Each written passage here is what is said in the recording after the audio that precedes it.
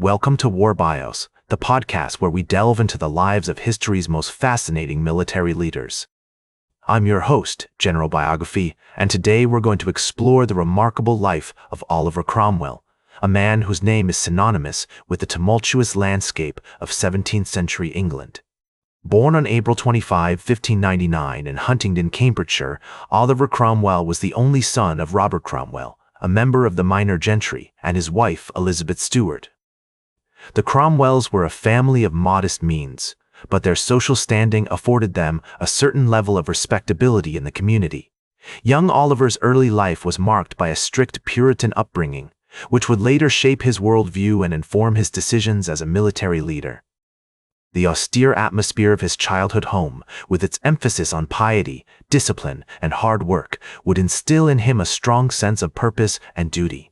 As a child, Cromwell attended the local grammar school in Huntingdon, where he received a solid education in Latin, Greek, and biblical studies. His academic prowess earned him a place at Sidney Sussex College, Cambridge, in 1660.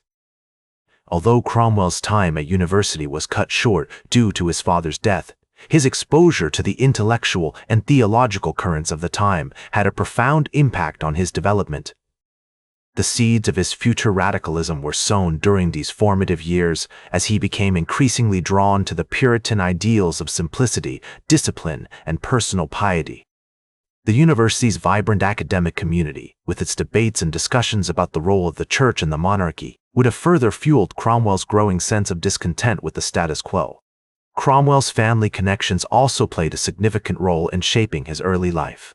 His uncle, Sir Oliver Cromwell, was a prominent figure in the local community, and his cousin, John Hampden, would later become a key ally in the parliamentary struggles that defined Cromwell's career. These relationships not only provided Cromwell with a sense of belonging, but also instilled in him a strong sense of duty and responsibility to his family and community. The Cromwells were part of a larger network of gentry families who shared similar values and aspirations, and their social connections would eventually prove instrumental in launching Oliver's career. The England into which Cromwell was born was a country in turmoil. The late 16th and early 17th centuries were marked by religious upheaval, economic instability, and the growing tensions between the monarchy and parliament. As a young man, Cromwell would have been acutely aware of these developments, and his own family's experiences would have given him a unique perspective on the struggles of the common people. The Cromwells, like many others, were caught in the midst of these larger forces, striving to maintain their social standing and economic security in an increasingly uncertain world. The landscape of 17th century England was also marked by the remnants of a fading medieval order.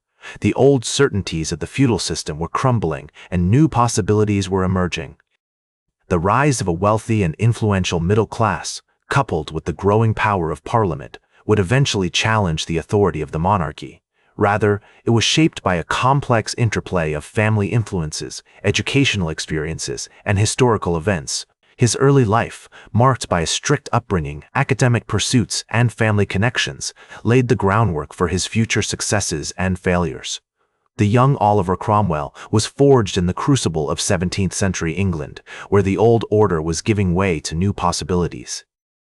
It is here, in the fertile soil of his early life, that we find the roots of the man who would one day become Lord Protector of England, Scotland, and Ireland, leaving an indelible mark on the course of British history. As Cromwell's career gained momentum, he became increasingly embroiled in the tumultuous world of 17th century English politics, a realm where the din of dissent and the whispers of revolution hung heavy in the air. The smell of smoke from the parliamentary chambers, where fiery debates raged like tempests, still lingered on his clothes as he navigated the treacherous landscape of alliances and rivalries.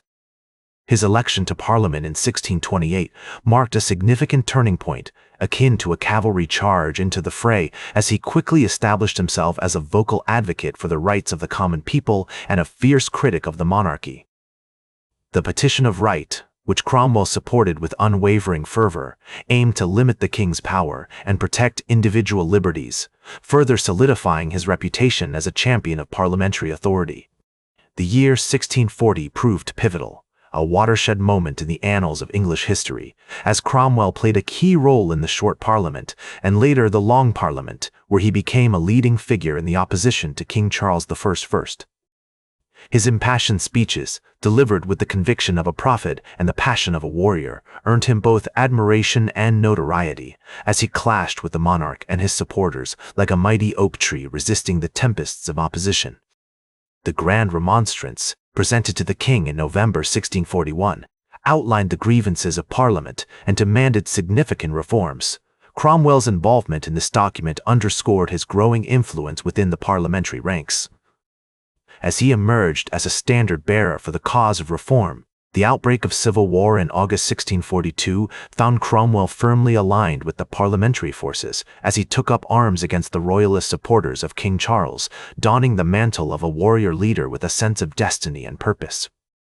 His military career began inauspiciously, like a ship navigating treacherous waters, but he quickly demonstrated a natural aptitude for leadership and strategy, earning recognition from his peers and superiors alike. The Battle of Marston Moor, fought on July 2, 1644, marked a decisive victory for the parliamentary forces, with Cromwell's cavalry playing a crucial role in the outcome, like a finely honed blade slicing through the enemy lines. This triumph cemented his reputation as a skilled and courageous commander, and he would go on to play a key part in numerous subsequent battles, including the Battle of Naseby in June 1645, where his tactical genius and unwavering resolve proved instrumental in securing a crushing victory. As the war drew to a close, Cromwell's attention turned to the question of the monarchy's future, and he became a leading advocate for the execution of King Charles I, a decision that would forever be etched in the annals of history like a scar on the conscience of a nation.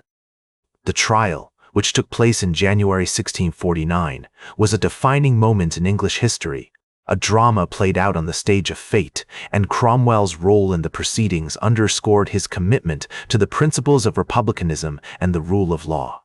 In the aftermath of the monarchy's demise, Cromwell emerged as a dominant figure in the new English Republic, serving as a member of the Council of State and later as Lord Protector, a position that bestowed upon him the mantle of leadership and the burden of responsibility. His leadership during this period was marked by significant achievements, including the establishment of a robust and efficient administrative system, as well as a series of military campaigns aimed at securing England's borders and expanding its influence abroad. The invasion of Ireland, which began in August 1649, was a particularly notable example of Cromwell's military prowess, as he led his forces to a series of decisive victories against the Irish Confederate armies, like a mighty juggernaut crushing all opposition beneath its wheels. The instrument of government, adopted in December 1653, served as a constitution for the new republic, outlining the powers and limitations of the executive and legislative branches, a framework that reflected Cromwell's commitment to the principles of accountability and the rule of law. This document, which Cromwell played a significant role in drafting, would serve as a foundation for the development of English democracy in the centuries that followed, a beacon of hope guiding future generations towards a brighter tomorrow. As Lord Protector, Oliver Cromwell's leadership continued to shape the course of English history, but his later years were also marked by significant challenges and controversies. The resignation of the Rump Parliament in 1653 led to the establishment of a new constitutional framework, with Cromwell at its helm. This pivotal moment was characterized by a mix of optimism and trepidation as Cromwell navigated the complex web of alliances and rivalries within the Republic. The scene was set for a dramatic showdown between Cromwell's vision for a more just and equal society and the various factions vying for power. The establishment of the Barebones Parliament in July 1653 marked a significant turning point in Cromwell's leadership. This assembly, composed of 140 hand-picked members, was tasked with reforming the English state and promoting social justice. However, the experiment ultimately ended in failure, as the Parliament proved unable to effectively govern or implement meaningful reforms. Despite this setback, Cromwell remained committed to his vision for a more just and equal society, In 1655, he launched a series of reforms aimed at promoting social welfare and reducing poverty, including the establishment of a new system of poor relief and the creation of a network of hospitals and schools.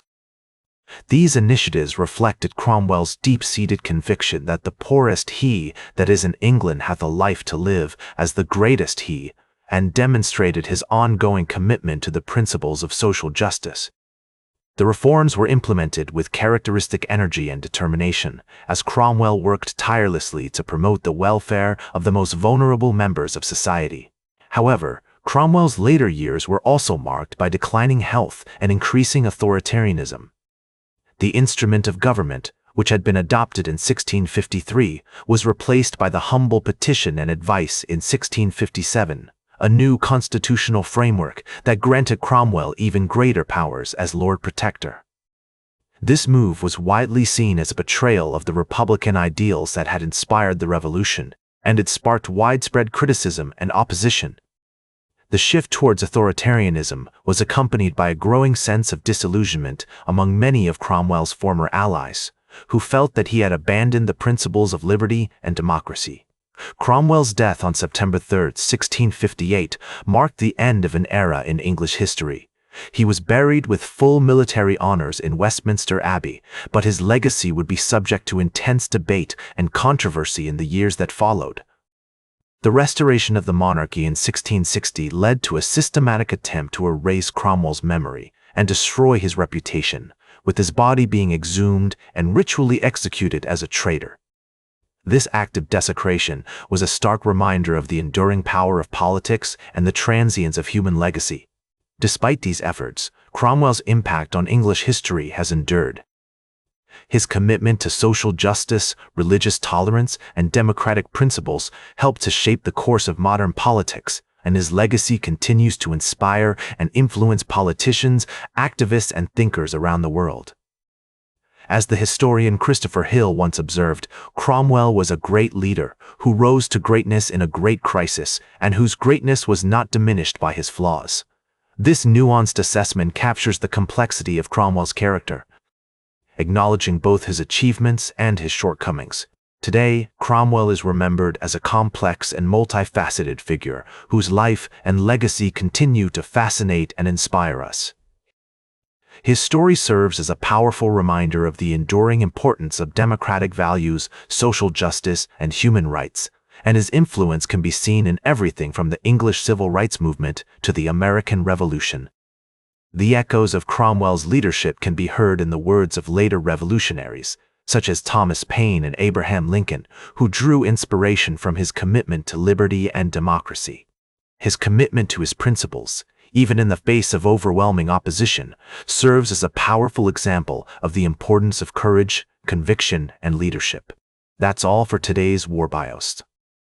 Remember to like, share, and subscribe. And until next time, I'm General Biography reminding you to keep marching toward victory.